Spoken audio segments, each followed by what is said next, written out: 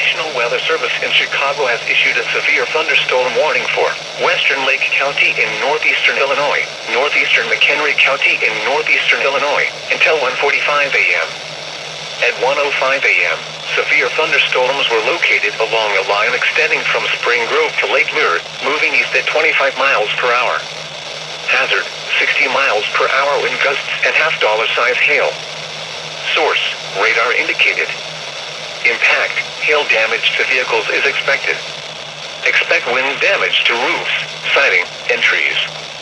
Locations impacted include Waukegan, Gurnee, Mundelein, McHenry, Vernon Hills, Grays Lake, Libertyville, Round Lake, Antioch, Waconda, Fox Lake, Lake Villa, Island Lake, Long Grove, Lincolnshire, Wonder Lake, Pistakee Highlands, Long Lake, Gages Lake, and Venetian Village.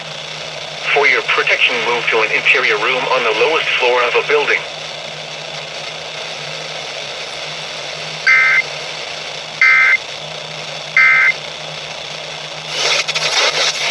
Your music variety, Star 105.5.